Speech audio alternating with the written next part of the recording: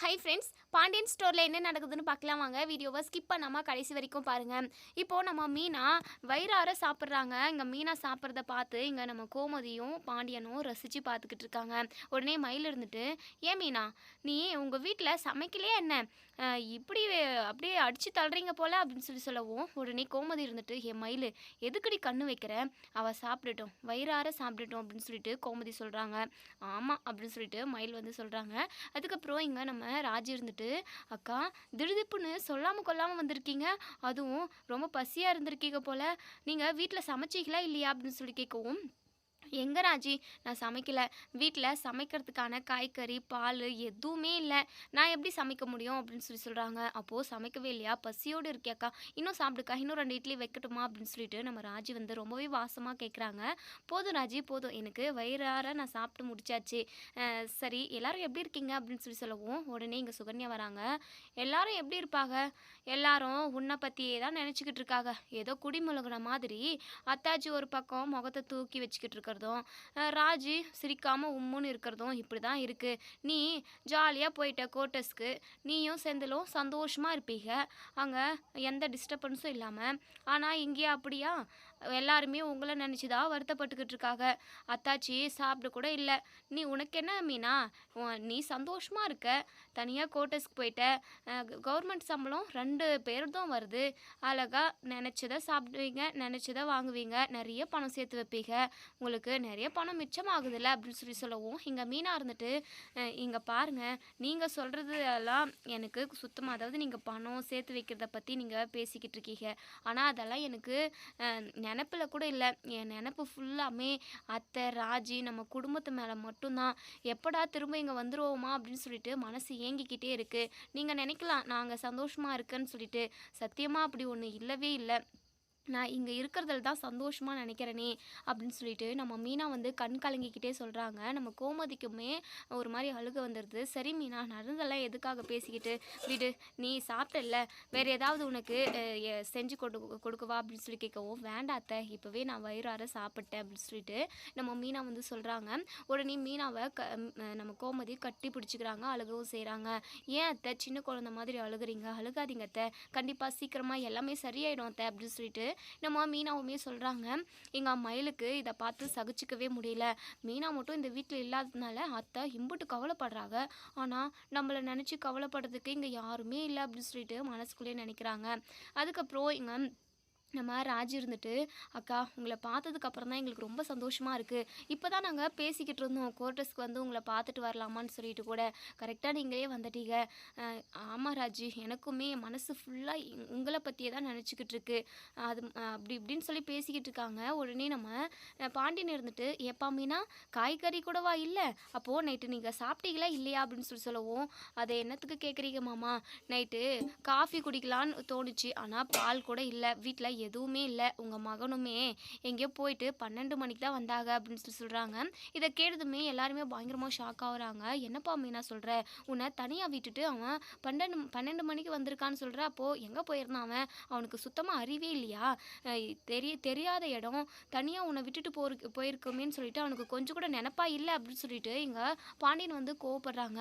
விடுங்க மாமா, என் தலையெழுத்து, அவங்களுக்கு என்னை பற்றி சுத்தமாக கவலை இல்லை, அவங்க தனியாக போயிட்டு சுதந்திரமாக இருக்கணும் நினைச்சாங்க போல, இப்போ அதை அனுபவிச்சுக்கிட்டு இருக்காங்க, நான் கஷ்டப்படுறேன்னா, என் மனசு எப்படி இருக்குது, நான் தனியாக இருக்குன்னா, சாப்பிட்டேன்னா என்ன ஏதுன்னு கூட அவங்க விசாரிக்கவே இல்லை, குடிச்சிட்டும் வந்திருந்தாங்க மாமா அப்படின்னு சொல்கிறாங்க.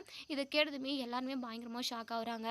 உடனே இங்கே மயில் இருந்துட்டு, என்ன மீனா சொல்கிற, குடிக்கவும் குடிக்கிறாங்களா, அப்போனா போச்சு போ, நீ என்ன தான் கவர்மெண்ட்லேருந்து சம்பளம் வாங்கினாலுமே முடிஞ்சு சோழி, குடிக்கிறதுக்கு அடிமாயிட்டாங்க அப்படின்னா குடும்பமே கெட்டு போச்சு அப்படின்னு சொல்லிட்டு மயில் வந்து சொல்கிறாங்க. இங்கே கோமதி இருந்துட்டு, என் மயில் வாயை மூடுடி, அதை இதை சொல்லி அப்புறம் நீ சொல்கிறதெல்லாம் பழிச்சிட்டு போகுது, அத்தை என்ன அத்தை சொல்கிறீங்க, நான் என் மனசில் பட்டதை சொன்னேன், அதுக்கு கூட ஏதாவது ஒன்று சொல்லிக்கிட்டே இருப்பீங்களா அப்படின்னு சொல்லிட்டு மயில் சொல்கிறாங்க. உடனே நம்ம கோமதி இருந்துட்டு, "மீனா, உனக்கு அந்த செந்திலால எம்புட்டு கஷ்டம். எங்க எல்லாரையுமே விட்டு உன்னை பிரித்து கூட்டிகிட்டு போயிட்டான். இப்போது கூட்டிகிட்டு போன இடத்துலையாவது உன்னை சந்தோஷமாக வச்சுப்பாங்கன்னு பார்த்தா, என்ன இவன் இப்படியெல்லாம் பண்ணிக்கிட்டு இருக்கான், கேட்கறதுக்கு மேய்க்கிறதுக்கு ஆள் இல்லைங்க" அப்படின்னு சொல்லிட்டு அவன் நினச்சபடி இது பண்ணிக்கிட்டு இருக்கான் போல. "மீனா, அவனை அப்படியே விடாத. அவனை எப்படியாவது உன் வழிக்கு கொண்டு வா. அவன் போக்கில் நீ விட்ட அப்படின்னா கண்டிப்பாக அவன் இன்னும் என்னெல்லாம் பண்ணுறதுக்கு இருக்கானோ, குடிக்கு அடிமையாயிட்டான் அப்படின்னா இன்னுமே பண்ண முடியாது மீனா" அப்படின்னு சொல்லவும், உடனே மீனா இருந்துட்டு, "அத்தை, அது மட்டுமா பண்ணுறாங்க அத்தை, ஃபர்னிச்சர் அது இதுன்னு சொல்லி வாங்குறேன்னு சொல்லி என்னென்னவோ ஆர்டர் போட்டு வச்சுருக்காங்க. காலையில் தான் டைனிங் டேபிள் வந்து இறங்குச்சு. அது எவ்வளோன்னு கேட்டால் 42,000 சொல்கிறாங்க. எனக்கு அப்படியே ஒரு மாதிரி கிர்ன்னு ஆயிடுச்சு தெரியுமா. அம்புட்டு பணத்துக்கு என்ன பண்ணிக்க அப்படின்னு சொல்லி கேட்குறப்ப அவங்க சொல்கிறாங்க, அசால்ட்டாக சொல்கிறாங்க, "அதான் என் அப்பா கொடுத்தாருல, அந்த பணத்தை தான் எடுத்து செலவு பண்ணேன்" அப்படின்னு சொல்லி சொல்கிறாங்க. "லோன் அடைக்கிறதுக்காக நான் அதை வச்சுக்கிட்டு இருந்தேன். ஆனால் அதுலேயும் எடுத்து செலவு பண்ணிக்கிட்டு இருக்காங்க. இவங்க இன்னும் நிறைய அங்கங்கே கடன் வாங்கி வச்சுருக்காங்க அத்தை. இதெல்லாம் நினச்சா எனக்கு ரொம்ப கவலையாக இருக்குது. தனி கொடுத்தனம் வேறு போயிட்டோம். எல்லாத்தையுமே நம்ம தான் செஞ்சு பண்ணணும்னு சொல்லிட்டு எல்லா பொறுப்பும் என் மேலேயே விழுந்துருச்சு. அவங்க பொறுப்பு இல்லாமல் சுற்றிக்கிட்டு இருக்காங்க. நிறைய செலவு பண்ணுறாங்க. எனக்கு நினச்சா ரொம்ப பயமாக இருக்குது. இருக்கிற இல்லாத கெட்ட பழக்கம் எல்லாமே அவங்களுக்கு வந்துருமோன்னு சொல்லிட்டு பதட்டமாகவும் இருக்குது" அப்படின்னு சொல்லிட்டு நம்ம மீனா ரொம்பவே ஃபீல் பண்ணுறாங்க. பாண்டியனுக்கு பயங்கரமா கோவம் வருது. "ஏய் கோமதி, என்ன இதெல்லாம்? என்ன இது? ச்சீ! ரொம்பவே அசிங்கமா இருக்கு. நமக்கு தான் அவன் பொறந்தானா?" அப்படின்னு சொல்லிட்டு பயங்கரமா கோவப்படுறாங்க. உடனே மீனா இருந்துட்டு, "மாமா, இங்க பாருங்க, எங்கள நினைச்சு நீங்க கவலைப்படாதீங்க. கண்டிப்பா எல்லாமே மாறும். நாங்க என்னைக்கு இந்த வீட்டுக்கு திரும்ப வரோமோ, அன்னைக்கு தான் என்னுடைய மனசுமே ரிலாக்ஸா இருக்கும். எனக்குமே சந்தோஷமா இருக்கும். நான் குவார்ட்டர்ஸ்ல இருக்கிற வரைக்குமே எனக்கு தலைவலி தான் மாமா" அப்படின்னு சொல்லி சொல்றாங்க. பாவம் இந்த புள்ளைய நினைச்சு கூட அவன் ஏதாவது கவலைப்படுறானா, எதையும் அவன் யோசிச்சு பார்க்க மாட்டான். அவன் இஷ்டத்துக்கு இனிமே இருப்பான். கேட்கறதுக்கு மேய்க்கிறதுக்கு அங்கே இனிமே ஆள் இல்லை. அவன் குடிச்சு அழிக்கிறதும், கடன் வாங்குறதும், எல்லா பணத்தையும் செலவு பண்ணுறதும், வர சம்பளத்தை விட அதிகமாக செலவு பண்ண ஆரம்பிச்சிட்டான். இப்படியே போனால் அவனோட நிலைமை ரொம்ப மோசமாக தான் இருக்கும். நம்மலாம் அந்த காலத்தில் எம்புட்டு கஷ்டப்பட்டோம். ரூபா கூட இருக்காது. அப்போது ஒவ்வொரு ரூபாய்க்கும் கஷ்டப்பட்டு சம்பாதிச்சு நம்ம எவ்வளவோ சேர்த்து வச்சோம். ஆனால் அவன் சேர்த்து வைப்பான்னு நினைக்கிற, இருக்கிறது இல்லாத எல்லாத்தையுமே அழிச்சிட்டு தான் போவான். அவனை 2 அறை விடணும்னு எனக்கு அம்புட்டு கோவமா இருக்குது கோமதி. அவனுங்கெல்லாம் எப்படி தான் திருத்த முடியுமோ தெரியல. அவன்லாம் கண்டிப்பாக திருந்தவே மாட்டான். இதில் மாட்டிக்கிட்டு தவிக்கிறது மீனா மட்டும்தான். மீனாவை நினைச்சாதான் எனக்கு ரொம்ப கவலையாக இருக்குது அப்படின்னு சொல்லிட்டு நம்ம பாண்டியனுமே பயங்கரமாக கோவப்பட்டுக்கிட்டு இருக்காங்க. உடனே நம்ம கோமதி இருந்துட்டு, "சரி விடுங்க, எல்லாமே நடக்கிறதெல்லாம் நல்லதுக்குன்னே நினச்சிக்கலாம். எத்தனை நாளைக்கு தான் இப்படியெல்லாம் பண்ணிக்கிட்டு இருக்கான்னு பார்க்கலாம். கண்டிப்பாக அவனுக்கு அந்த குடும்பத்தை நடத்த ஆரம்பிச்சிட்டான் அப்படின்னா, அந்த குடும்பத்தை நடத்துறது எம்புட்டு கஷ்டன்றது கண்டிப்பாக அவனுக்கு புரிய வரும். ஒரு நாள் நம்மளோட அருமை புரிஞ்சு கண்டிப்பாக நம்ம வீட்டை தேடி அவன் வரதான் செய்வான்.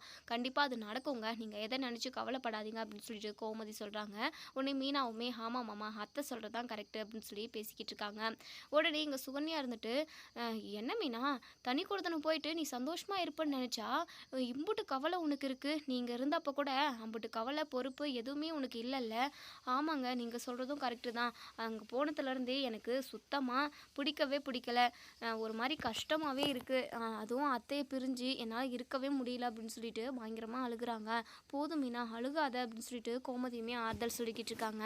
இன்னொரு சைடு இங்கே நம்ம குமார் இருந்துட்டு, ஐயோ, அத்தைக்கிட்ட எப்படியாவது பேச்சு கொடுத்து ஃபங்க்ஷனுக்கு வர வச்சிடலான்னு பார்த்தா அவங்க நம்மக்கிட்ட பேச்சே கொடுக்க மாட்டேங்கிறாங்களே. சரி, என்ன பண்ணுறதுனே தெரியலையே. எப்படியும் நம்ம அரசிக்கிட்ட பேசணும் அப்படின்னாலுமே அவளாவது நின்று கேட்பா. ஆனால் அத்தை நின்று கூட கேட்கல. என்ன ஏதுன்னு கூட தெரிஞ்சுக்கணும்னு கூட விருப்பப்படலை. நம்ம கூட பேசுகிறதுக்கே அவங்களுக்கு சுத்தமாக பிடிக்கல போல அப்படின்னு சொல்லிட்டு நம்ம குமார் வந்து ரொம்பவே ஃபீல் பண்ணிக்கிட்டு இருக்காங்க. அப்படியே நடந்து வந்துக்கிட்டு இருக்காங்க. இங்கே நம்ம பாண்டியன் வந்து கடைக்கு போகிறதுக்காக அதே வழியாக தான் வராங்க. பாண்டியனை பார்த்ததுமே இங்கே நம்ம குமார் இருந்துட்டு, சரி நம்ம மாமா கிட்ட பேசலாமா? கண்டிப்பாக காது கொடுத்து கேட்பாங்கன்னு தான் எனக்கு தோணுது. அப்பத்தா சொல்லியிருக்கு, பாண்டிய மாப்பிள்ளை ரொம்ப ரொம்ப நல்லவர், அவர் கோமதியை ரொம்ப நல்லா பார்த்துக்கிறாரு அப்படி இப்படின்னு சொல்லிட்டு பாண்டிய மாமாவை பற்றி அப்பத்தா நிறையவே சொல்லியிருக்கு. கண்டிப்பாக நம்ம பேசுகிறத காது கொடுத்து இவர் கேட்பாங்க அப்படின்னு சொல்லிட்டு நம்ம குமார் வந்து நினைக்கிறாங்க. வண்டியில் போய்கிட்டு இருக்காங்க. உடனே குமார் இருந்துட்டு கையை நீட்டி நிறுத்தி நில்லுங்க அப்படின்னு சொல்கிறாங்க. உடனே நம்ம பாண்டியன் வந்து முறைக்கிறாங்க.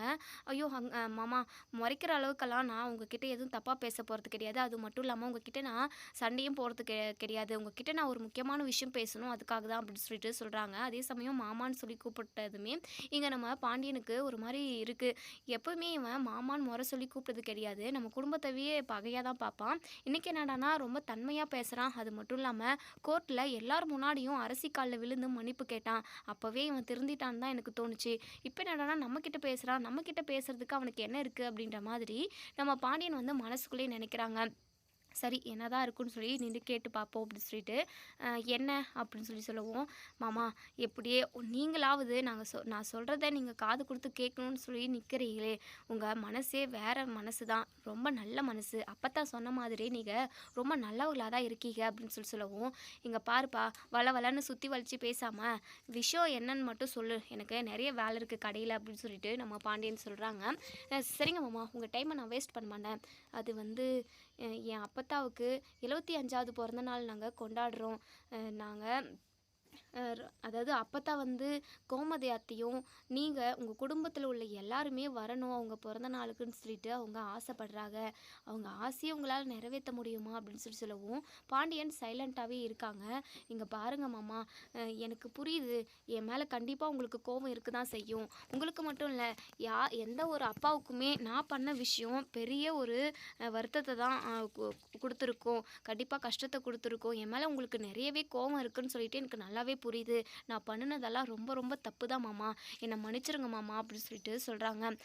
இப்போது உடனே நம்ம பாண்டியன் இருந்துட்டு எதுவுமே பேசாமல் சைலண்ட்டாகவே இருக்காங்க. மாமா ப்ளீஸ் மாமா, நான் இப்போது நல்லவனாக மாறிட்டேன், திருந்திட்டேன், நான் சொல்கிறத கொஞ்சம் கேளுங்க. தயவு செஞ்சு உங்கள் குடும்பத்தில் உள்ளவங்க எல்லாருமே அப்பத்தாவோட பிறந்த நாளுக்கு வரணும், அப்பத்தாவை வாழ்த்தணும், அப்பத்தா மனசை சந்தோஷப்பட வைக்கணும். தயவு செஞ்சு இதை மட்டும் செய்யுங்க. வயசான காலத்தில் அப்பத்தாவுக்கு இது ஒரே ஆசை தான், எல்லாரும் ஒன்று சேரணுன்றத வந்து நடக்கலை அப்படின்னாலுமே அவங்க பிறந்த நாளுக்கு நீங்கள் வந்தீங்க அப்படின்னா கண்டிப்பாக அவங்க ரொம்ப சந்தோஷப்படுவாங்க. தயவு செஞ்சு எனக்காக இல்லைனாலுமே என் அப்பத்தாவுக்காக நீங்கள் வந்து தான் ஆகணும் அப்படின்னு சொல்லி பேசிக்கிட்டு இருக்காங்க.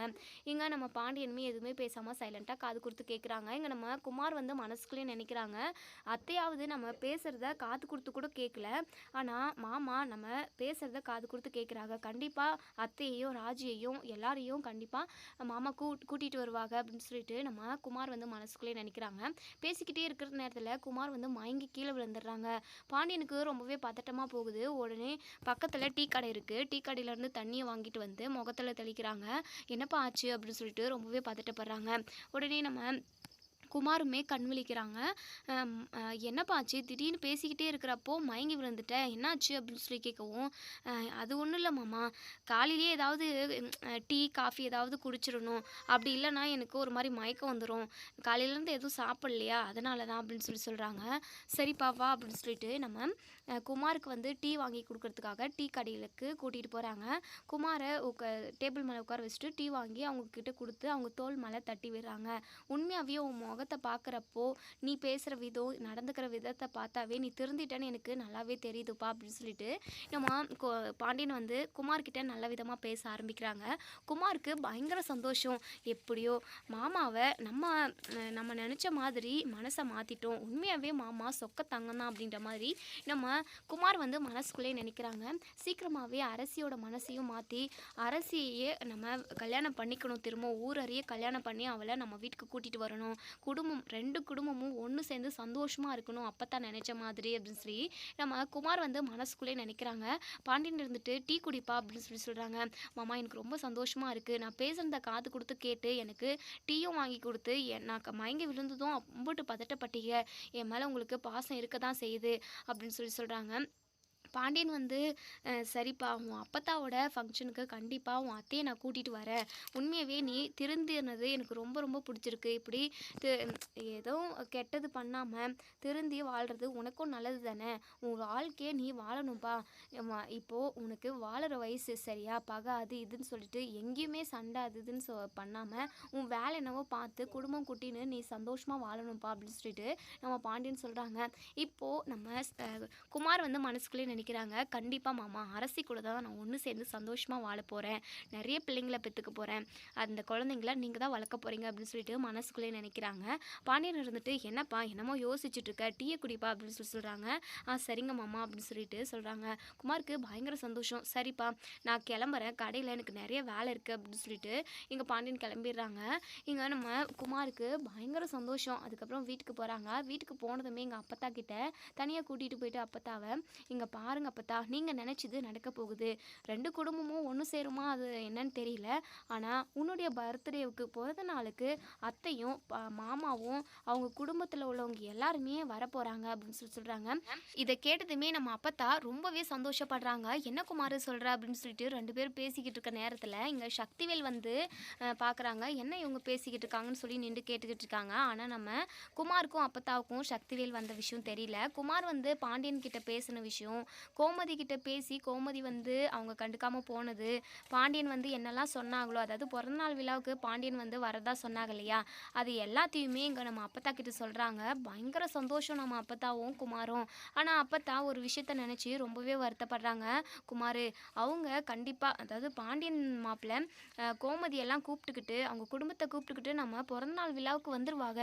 ஆனால் உன் அப்பனும் பெரியப்பனும் பெரிய போர்க்களத்தவே உண்டாக்கிடுவாங்களேடா அப்படின்னு சொல்லிட்டு ரொம்பவே வருத்தப்படுறாங்க. அப்பத்தா எனக்கு ஒன்றுமே புரியல அப்பத்தா, என்ன பண்ணுறதுனா தான் கண்டிப்பாக எப்படியாவது சமாளிக்கணும் அப்படின்னு சொல்லிட்டு சொல்லவும், இதை கேட்டதுமே சக்திவேல் பயங்கர கோவம். அப்படி ஓ சபாஷ் சபாஷ் குமார், சூப்பர் வேலை பண்ணிக்கிற நீ. ஓஹோ! அந்த பாண்டியன் பரதேசிக்கிட்ட போயிட்டு அழுது புலம்பி பேசிக்கிட்டு வந்தியா? உனக்கு சூடு சொரணன்னு எதுவுமே இல்லையாடா? ச்சீ! நம்ம எம்புட்டு அவமானப்பட்டோம். கோமதி அந்த ஓடுகாலி நம்ம வீட்டை விட்டு ஓடி போய் எம்புட்டு ஊர் ஃபுல்லாக அப்படி பேசிக்கிட்டாங்க. எல்லா அவமானத்தையும் இப்போ வரைக்குமே நாம் சந்திச்சுக்கிட்டு தானே இருக்கோம். அதை எல்லாத்தையுமே மறந்துட்டியா குமார்?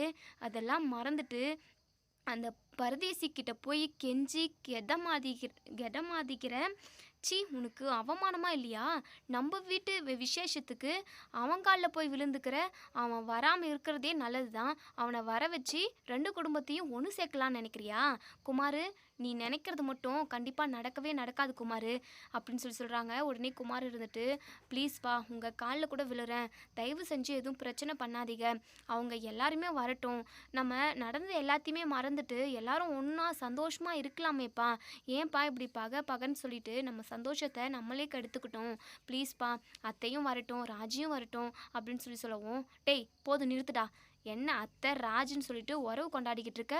ஓ அரசியை கல்யாணம் பண்ணுறதுக்கு நீ ரூட் போட்டுக்கிட்டு இருக்கியா? இங்கே பார், அந்த பரதேசிங்க வந்தான் வச்சுக்கோ, அப்படிதான். பிச்சைக்கார குடும்பத்தில் உள்ளவங்கெல்லாம் நம்ம வீட்டுக்கு வரணுமா? அவங்களுக்கு என்னடா தகுதி இருக்குது நம்ம வீட்டுக்கு வர்றதுக்கு, நம்ம வீட்டு விசேஷத்துக்கு வர்றதுக்கு? 2 ஓடுகளையும் ஓடி போய் நம்மளை எம்பிட்டு அவமானப்படுத்திட்டாங்க. நீயும் நல்லா தான் இருந்த கொஞ்ச நாள். இப்போது அந்த அரசி கோர்ட்டில் போயிட்டு அவள் காலில் விழுற, அவளை கல்யாணம் பண்ணி கூட நீங்கள் என் பக்கம் தான் இருந்த. ஆனால் அதுக்கப்புறம் எப்படிடா அவன் மனசு மாறிச்சு? போயும் அந்த அரசி காலில் எல்லார் முன்னாடியும் கோர்ட்டில் போயிட்டு விழுந்த. சி, உனக்கெல்லாம் கொஞ்சம் கூட சூடு சொரணே இல்லைடா குமார் அப்படின்னு சொல்லவும், ப்ளீஸ்ப்பா எதுக்குப்பா அதவே பேசிக்கிட்டு இருக்கீங்க? ஆமாடா, நான் நடந்ததானே பேசுகிறேன். நீ நினைக்கலாம் 2 குடும்பத்தையும் ஒன்று சேர்த்துடலாம் அப்படின்னு சொல்லிட்டு, கண்டிப்பாக அது மட்டும் நடக்காது. நான் இருக்கிற வரைக்கும் அந்த 10க்கு 10 ரூமில் கடை வச்சு பொழைச்சிக்கிட்டு இருக்கவன், ஒவ்வொரு ரூபாய்க்கும் கூவி கூவி விற்றுக்கிட்டு இருக்கவன் கிட்ட கண்டிப்பாக என்றைக்குமே நான் பேச மாட்டேன். அவன் என் வீட்டுக்கும் வரக்கூடாது. வந்தான் அப்படின்னா நடக்கிறதே வேறு அப்படின்னு சொல்லிட்டு சக்திவேல் வந்து பயங்கர கோவத்தில் போயிடுறாங்க. இங்கே நம்ம அப்பத்தா பயங்கரமாக அழுகுறாங்க. உடனே குமார் இருந்துட்டு, அப்பத்தா அழாத அப்பத்தா, நான் பார்த்துக்கிறேன், எல்லாத்தையும் நான் பார்த்துக்கிறேன், கண்டிப்பாக எல்லாமே சரியாக நடக்கும் அப்படின்னு சொல்லிட்டு சொல்கிறாங்க. இன்னொரு விஷயமும் நம்ம அப்பத்தான் சொல்கிறாங்க. ஐயா குமார், சீக்கிரமாக நீ அரசியை இந்த வீட்டுக்கே கூட்டிகிட்டு வந்துடணுயா. ஊர் அறிய திரும்பவும் கூட நம்ம கல்யாணம் பண்ணலாம். உங்கள் 2 பேருக்கும் அம்புட்டு பொருத்தமாக இருக்கியா? அரசி கொஞ்ச நாள் நம்ம வீட்டில் வந்து இருந்தால, அப்போ நான் எம்புட்டு சந்தோஷமாக இருந்தேன்னு உனக்கு தெரியுமா ஐயா? உண்மையாகவே ரொம்ப ரொம்ப சந்தோஷமாக இருந்தது. நீங்கள் 2 பேரும் ஒன்று சேர்ந்து சந்தோஷமாக வாழணும்யா, அதுவும் எனக்கு ஒரு ஆசை அப்படின்னு சொல்கிறாங்க.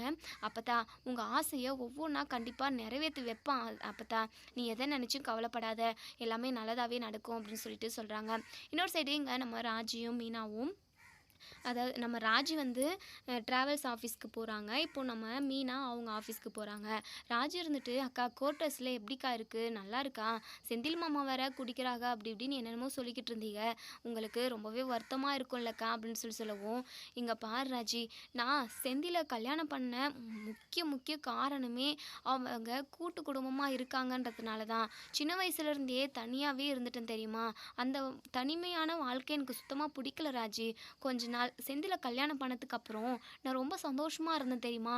நீ, அத்தை, நம்ம வீட்ல உள்ள ஆளுங்க எல்லாருமே இருக்காங்க. கூட்டமா இருக்கிறது, ஒருத்தர் மாத்துனா ஒருத்தர்கிட்ட பேசிக்கிட்டு, ஏதாச்சும் ஃபங்ஷன்னா நம்ம எல்லாரும் ஒண்ணு சேர்ந்து ரெடி ஆவறது, ஜாலியா என்ஜாய் பண்றது, சிரிச்சு பேசிக்கிறதுன்னு சொல்லிட்டு, எனக்கு நம்ம வீட்ல அம்புட்டு அதாவது எல்லாமே பிடிக்கும் தெரியுமா? ஆனா, இப்போ நான் சின்ன வயசுலேருந்து தனிமையா வாழ்ந்த மாதிரியே, இப்போ செந்தில் என்ன தனியா கோர்ட்டர்ஸ்க்கு கூட்டிட்டு போயிட்டாங்க. 4 செவத்த மட்டும் பார்த்துக்கிட்டு இருக்கிறது எனக்கு சுத்தமா பிடிக்கல தெரியுமா? அதுவும் அவங்க புதுசு புதுசா பண்றாங்க. அது என்னால எதையுமே ஏத்துக்க முடியல ராஜி. மனசுக்கு அம்புட்டு கவலையா இருக்கு அப்படின்னு சொல்லிட்டு ரொம்பவே வருத்தப்படுறாங்க. ராஜி இருந்துட்டு, அக்கா எல்லாமே சரியாயிடும்க்கா. நீ கவலைப்படாதீங்கக்கா அப்படின்னு சொல்லிட்டு நம்ம ராஜியுமே சொல்றாங்க. அதுக்கப்புறம் ஆஃபீஸ் கிளம்பி போயிடுறாங்க. ஆஃபீஸ் முடிச்சுட்டு வீட்டுக்கு வராங்க. இங்கே செந்தில் இருந்துட்டு இங்கே நம்ம மீனா கிட்ட, மீனா ஒரு 50,000 கொடு மீனா அப்படின்னு சொல்கிறாங்க. எங்கெங்க எங்கே கொடுத்து வச்சுருக்கீங்க, எதுக்காக இம்புட்டு பணம் கேட்குறீங்க அப்படின்னு சொல்லவும், மீனா நீ காலையில் தான் டைனிங் டேபிள் அது இதுன்னு வந்துச்சு, இப்போது சோஃபா வரப்போகுது, 2 சோஃபா ஆர்டர் பண்ணியிருக்கேன், ஒவ்வொரு ரூமில் ஒவ்வொன்று போட்டுக்கலாம்ல, அதுவும் காஸ்ட்லியானு தான் ஆர்டர் பண்ணியிருக்கேன், இப்போ அதுவும் வந்துடும், ஆனால் அதுக்கு காசு பே பண்ணல, நீ கொடுத்தனா நான் அவங்க வந்ததுமே அப்படியே பே பண்ணிடுவோம் ஒரே அடியா அப்படின்னு சொல்கிறாங்க. ஏங்க உங்கள் மனசில் நீங்கள் அப்படி என்ன தான் நினச்சிக்கிட்டு இருக்கீங்க, இப்படி பெரிய பெரிய அமௌண்ட் போட்டு நீங்கள் ஃபர்னிச்சர் வாங்கணும்னு சொல்லிட்டு எந்த அவசியமும் இல்லையே, ஏங்க இப்படி வீண் செலவு பண்ணிக்கிட்டு இருக்கீங்க, கொஞ்சமாவது உங்களுக்கு பொறுப்புன்றது இருக்கா? அந்த வீட்டில் இருந்த வரைக்கும் செலவு ரொம்ப கம்மி தான். நீங்கள் என்னைக்கு வேலைக்கு போக ஆரம்பிச்சிங்களோ ஃபஸ்ட்டு மாத சம்பளத்தையே எல்லாருக்கும் துணி எடுத்து அது இதுன்னு பண்ணிக்க, அதுவும் விடுங்க, குடும்பத்துக்காக செஞ்சுக்க, இப்போது வேஸ்ட்டாக ஃபர்னிச்சர்லாம் எதுக்குங்க, நம்ம 2 பேர் தான் இருக்கோம், என்னங்க இதெல்லாம் எனக்கு சுத்தமாக நீங்கள் பண்ணுறது பிடிக்கலைங்க. இப்படியே போய்கிட்டு இருந்ததா நம்ம நிலமை என்னத்துக்குங்க ஆகிறது? யாருக்குமே மதிக்காமல் சுதந்திரமாக முடிவெடுக்கணும், சுதந்திரமாக இருக்கணும்ன்ட்டு என்னை இங்கே கூட்டிகிட்டு வந்தீங்க, நீங்கள் மட்டும்தான் சுதந்திரமாக இருக்கீங்க, சுதந்திரன்ற பேரில் நீங்கள் நிறைய கடன் வாங்க பார்க்குறீங்க அப்படின்னு சொல்லவும், மீனா பணம் பணம் பணம்னு சொல்லிட்டு பைத்தியம் மாதிரி பேசிக்கிட்டு இருக்காத, நம்மக்கிட்ட ஏற்கனவே 10,00,000 அப்பா கொடுத்த பணம் இருக்குல்ல, அதை வச்சு நம்ம மேனேஜ் பண்ணலாமே அப்படின்னு சொல்லவும், என்னங்க பேசிக்கிட்டு இருக்கீங்க, ஒரே அடியாக லோன் அடிக்கலான்னு சொல்லிட்டு தான் நான் அந்த பணத்தை வச்சுருந்தேன், அந்த பணத்தை வச்சு நீங்கள் எம்புட்டோ யோசித்து வச்சுக்கிறீங்க, இங்கே பாருங்கள் கொஞ்சம் கூட சரியில்லை, இப்படியே பண்ணிக்கிட்டு இருந்தீங்க அப்படின்னா கண்டிப்பாக நான் அத்தை வீட்டுக்கே நான் கிளம்பி போயிடுவேன் அப்படின்னு சொல்கிறாங்க. மீனா, ஏன் மீனா இப்படி கோவப்படுற, நீயும் கவர்மெண்ட் ஆஃபீஸர், நானும் கவர்மெண்ட்டில் தான் வேலை பார்க்குறேன், நம்ம நிறைய சம்பாதிக்கலாம், இன்னும் வருங்காலத்தில் நமக்கு சேலரியுமே அதிகமாக வரும், இதை வச்சு நம்ம எம்புட்டோ சேர்த்து வைக்கலாம் மீனா, இப்போதைக்கு நம்ம தேவையை பூர்த்தி செய்கிறதுக்காக அந்த பணத்தை செலவழிக்கிறதுல ஒரு தப்புமே இல்லை, லோனு மாதம் மாதம் கட்டிக்கலாம், நான் ஏற்கனவே சொன்னது தான், நான் பார்த்துக்கிறேன் மீனா, நான் எல்லா அதாவது லோனை வந்து மாதம் மாதம் நான் கட்டிக்கிறேன், உங்ககிட்ட ₹1 வேணும்னு சொல்லிட்டு வந்து நிற்க மாட்டேன், அப்பா கொடுத்த 10,00,000 மட்டும் கொடுத்துரு, நான் ஃபர்னிச்சர் அது இதுன்னு சொல்லிட்டு வீட்டை அலங்காரம் பண்ணிடுறேன் அப்படின்னு சொல்கிறாங்க. எனக்கு உண்மையாகவே உங்களை புரிஞ்சிக்கவே முடியலைங்க. முதல்லலாம் நீங்கள் நல்லா தான் இருந்தீங்க, எப்போ தெரியுமா, மாமா கடைக்கு போய்கிட்டு இருந்தீங்களே அப்போ வரைக்கும் நீங்கள் நல்லா தான் இருந்தீங்க, என்னைக்கு கவர்மெண்ட் வேலைக்கு லஞ்சம் கொடுத்து பணத்தை கொடுத்து போனீங்களோ அப்பத்துலேருந்து உங்கள் புத்தி எல்லாமே இந்த லஞ்சம் கொடுக்குற மாதிரி அந்த மாதிரி தாங்க இருக்குது, உங்கள் புத்தியே சரியில்லை அப்படின்னு சொல்கிறாங்க. என்ன மீனா வாய்க்கு வந்தபடியெல்லாம் பேசிக்கிட்டு இருக்க, இப்படியெல்லாம் பேசிக்கிட்டு இருந்தேன்னா நான் கேட்டுக்கிட்டு சும்மா இருக்க மாட்டேன், இம்புட்டு நாள் உன் பேச்சை கேட்டுக்கிட்டு இருந்தது, இனிமேலாம் அப்படியெல்லாம் இருக்க முடியாது, நான் நினச்ச மாதிரி தான் இருப்பேன், நீ பணத்தை கொடுக்க போறியா இல்லையா அப்படின்னு சொல்லிட்டு சண்டை போடுறாங்க. இங்கே நம்ம மீனா இருந்துட்டு, உங்களுக்கு இப்போ பணம் தானே முக்கியமாக போயிடுச்சு, அப்போது நான் முக்கியம் இல்லைல்ல, உங்களுக்கு பணத்தை மட்டும் கொடுத்துட்டு நான் இப்போவே கிளம்பி போகிறேன் அப்படின்னு சொல்லிட்டு இங்கே நம்ம மீனா வந்து கிளம்புறாங்க. மீனா சாரி மீனா, எப்போ பாரு பணம் பணம்னு சொல்லிக்கிட்டு இருக்க, பணம் தானே சம்பாதிச்சுக்கலாம் மீனா, நம்ம வாழ்க்கையை நினச்ச மாதிரி என்ஜாய் பண்ணலாம், அது ஏன் உனக்கு புரிய மாட்டேங்குது, காலம் போன காலத்தில் நம்ம இப்படி வாழ்க்கையை என்ஜாய் பண்ண முடியுமா, பிடிச்சதெல்லாம் வாங்கி போட்டுக்கிட்டு செஞ்சுக்கிட்டு நம்ம நினச்ச மாதிரி இருக்கலாம் மீனா, சுதந்திரமாக இரு அப்படின்னா ஏன் நீ இப்படி கேட்கவே மாட்டேங்கிற, ஏங்க இப்படி ஃபர்னிச்சரெல்லாம் கடன் வாங்குறதுல சுதந்திரம் இருக்கா, சந்தோஷம் இருக்கா, என்னங்க பேசிக்கிட்டு இருக்கீங்க, அப்படின்னு சொல்லவும், உடனே நம்ம பழனி இது செந்தில் இருந்துட்டு, "போதும் மீனா, உன் கூட என்னால் சத்தியமாக உரையாடவே முடியல. சரி இப்போ வாங்கின பர்னிச்சருக்கு மட்டும் பணத்தை கொடு, மிச்ச பணத்தை நீயே வச்சுக்கோ" அப்படின்னு சொல்கிறாங்க. பயங்கர டென்ஷனாக இருக்குது நம்ம மீனாவுக்கு. ஏன்டா செந்தில கல்யாணம் பண்ணணும் அப்படின்ற அளவுக்கு யோசிக்கிறாங்க. இன்னொரு சைடு இங்கே நம்ம இது மயில் எல்லாருமே கடைக்கு கிளம்பி போயிடுறாங்க. பாண்டியன் இருந்துட்டு பாண்டியன் வந்து கடையிலே தான் உட்காராங்க. எப்போவுமே பாண்டியன் வந்து கடையில் அவ்வளோவா டைம் ஸ்பெண்ட் பண்ண மாட்டாங்க. வெளியே வேலை இருக்குன்னு எழுந்திரிச்சு கிளம்பிடுவாங்க. இப்போது பழனியுமே டெலிவரிக்காக போயிருக்காங்க. சரவணனுமே டெலிவரிக்காக போயிருக்காங்க. இப்போது மயிலோட அப்பாவும் தான் இங்கே கடையில் இருக்காங்க. இப்போது நம்ம மயிலோட அப்பா இருந்துட்டு, "மயில், எல்லாம் கணக்கு வழக்கெல்லாம் பார்த்தாச்சுல்ல மயில்" அப்படின்னு சொல்லவும், நைட்டு தான் நானும் மாமாவும் வீட்டில் உக்காந்து கணக்கு வழக்கெல்லாம் பார்த்தோம். ஆமாம், கடைக்கு லாபம் வருதுல்ல அப்படின்னு சொல்லவும், "அப்பா அதெல்லாம் கொள்ள லாபம் வருதுப்பா" அப்படின்னு சொல்லி 2 பேருமா பேசிக்கிட்டு இருக்காங்க. எந்த வேலையுமே நடக்கல. கடைக்கு ஒவ்வொரு ஆளாக வராங்க. இங்கே நம்ம மயில் மட்டும்தான் அதாவது முடிஞ்ச அளவுக்கு அவங்களுக்கு பொருளெல்லாம் எடுத்து கொடுத்துக்கிட்டு இருக்காங்க. பாண்டியன் இருந்துட்டு, "என்ன வேலை பார்க்குறீங்க 2 பேரும்? சீக்கிரமாக பொருளெல்லாம் எடுத்து கொடுங்க. அப்போ தானே வந்தவங்களுக்குமே நல்லாயிருக்கும்." இப்படி மெதுவாக அண்ணனாடை பண்ணுற மாதிரி, அதாவது மெதுவாக வேலை பார்த்தா எனக்கு சுத்தமாக பிடிக்காது.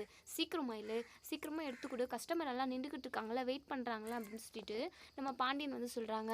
"சரிங்க மாமா, இதோ" அப்படின்னு சொல்லிட்டு, "சரி மயில், நீ பார்த்துட்டு நான் பின்னாடி குடவுனுக்கு போயிட்டு வந்துடுறேன். பின்னாடி ஒரு பொருள் எடுத்துகிட்டு வரணும்" அப்படின்னு சொல்லிட்டு இங்கே நம்ம பாண்டியன் வந்து போயிடுறாங்க. இப்போது மயிலுமே தண்ணி குடிக்கிறேன்னு சொல்லிட்டு உள்ள ரூமுக்கு போகிறாங்க. இப்போது நம்ம மயிலோட அப்பா மட்டும் தான் இருக்காங்க. ஏற்கனவே நம்ம பாக்கியம் வந்து வீட்டு செலவுக்கு பணமும் இல்லை. அதே சமயம் ஒருத்தவங்க அவங்களுக்கு கடன் கொடுத்துருப்பாங்க இல்லையா, அவங்களுக்கு வட்டி கட்டணும். இன்றைக்கி ஈவினிங் எப்படியாவது பணம் ரெடி பண்ணி கொண்டு வாயா அப்படின்னு சொல்லிட்டு நம்ம பாக்கியம் சொல்லியிருப்பாங்க. மயில் இருந்துட்டு, சரி, நம்ம மயிலோட அப்பா இருந்துட்டு, கடையில் யாருமே இல்லை, கண்டிப்பாக பாண்டியன் சம்மந்தி வந்து பின்னாடி போயிருக்காரு, கண்டிப்பாக சீக்கிரமாக வந்துடுவாங்க. அதுக்குள்ளே நம்ம வட்டிக்கான பணத்தை மட்டும் எடுத்துப்போம் அப்படின்னு சொல்லிட்டு கல்லாவில் உள்ள பணத்தை ஓப்பன் பண்ணி ஒவ்வொரு 500 ரூபாய் நோட்டாக எண்ணி ஜோபியில் போடுறாங்க. கரெக்டான டைமில் நம்ம பாண்டியன் வந்து பார்க்குறாங்க. சம்மந்தி அப்படின்னு சொல்லிட்டு ரொம்பவே சத்தமாக கூப்பிட்றாங்க. அப்படி இந்த சத்தத்தை கேட்டதுமே நம்ம மயிலோட அப்பா அப்படி நடுநடுங்கி போயிடுறாங்க.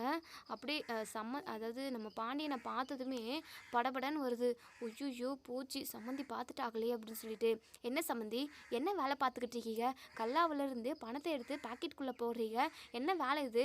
எதுக்காக பணத்தை எடுத்து உங்கள் பாக்கெட்டுக்குள்ளே போட்டீங்க?" அப்படின்னு சொல்லிட்டு, "ஐயோ சம்மந்தி, என்கிட்ட 500 ரூபாய் நோட்டாக இருந்ததா, அதான் சில்லறை மாற்றலாம், சில்லறையாக எனக்கு தேவைப்பட்டது, அதனால தான் சில்லறை மாற்றினேன்" அப்படின்னு சொல்லவும், "சம்மந்தி, எதுவாக இருந்தாலும் கல்லாப்பேட்டிக்குள்ளே என்னை கேட்காம கையை வைக்கக்கூடாது. சரி, உங்கள் பாக்கெட்டை காட்டுங்க" அப்படின்னு சொல்லிட்டு இப்போ தான் மயில் வராங்க. பாக்கெட்டை செக் பண்ணுறது சொல்கிறாங்க. உடனே மயில் இருந்துட்டு, "என்ன மாமா, என் அப்பாவே சந்தேகப்படுறீங்களா? என் அப்பா போயிட்டு அப்படி ஒரு வேலையை பார்ப்பாங்களா?